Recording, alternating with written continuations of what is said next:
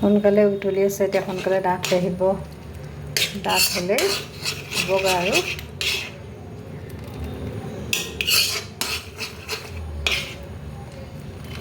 অকণমান সময় লাগে আৰু এইটো হ'বলৈ। এয়া উতলি আছে, আপোনালোকে দেখা পাইছে। মই লোহাৰ কেৰাহীত চেনিৰ ৰসত মধুৰিৰ ৰস উতলি আছে। এয়া এতিয়া হৈ যাব। অকণমান ডাঠ হ'লেই আৰু বন্ধ কৰি দিব পাৰিম।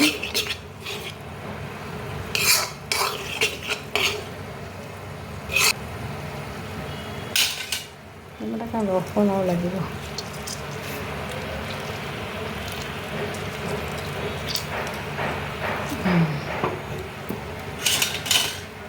তেতিয়াহে সোনকালে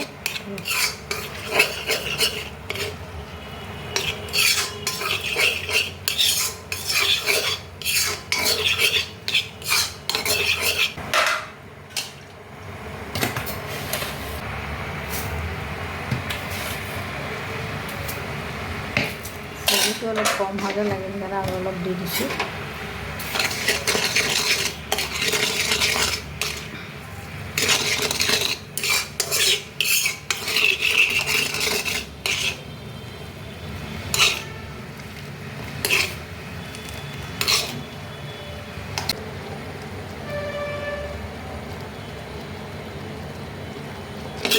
উতলি আছে কিন্তু এতিয়ালৈকে হোৱা নাই, নমাব পৰা হোৱা নাই, আৰু অলপ সময় লাগিব।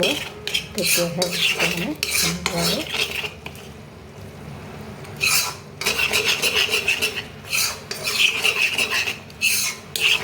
মধুৰি দিলে মানে ৰংটো ইমান ধুনীয়া হৈছে, দেখিয়ে ভাল লাগিছে।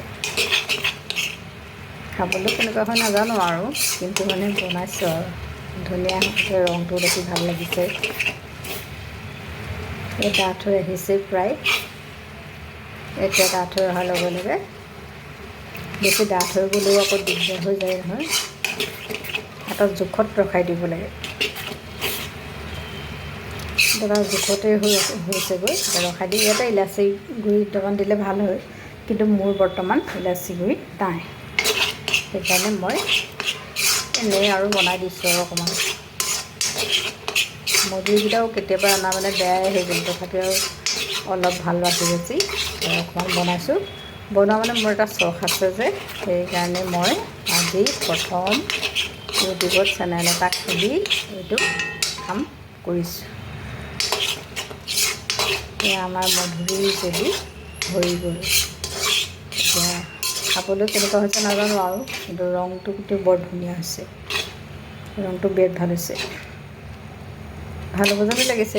মানে মই আগতেও বনাইছোঁ, কিন্তু এনেকৈ ইউটিউবত দিয়া নাছিলোঁ, এইবাৰ ফাৰ্ষ্ট ইউটিউবত দিছোঁ, দিবৰ কাৰণে বনাইছোঁ। গতিকে এয়া মধুৰি জাম হৈ গ'ল। পিছতে ঠাণ্ডা হ'লে আমি এটা বটল গ্লাছৰ বাতিত, আইনাৰ বাতিত কাঢ়ি থৈ ফ্ৰিজত থৈ পৰিৱেশন কৰিব পৰা যাব। এতিয়া হৈ গৈছে। এতিয়া মই ঢাকনা মাৰি থৈ দিছোঁ, হৈ গ'ল।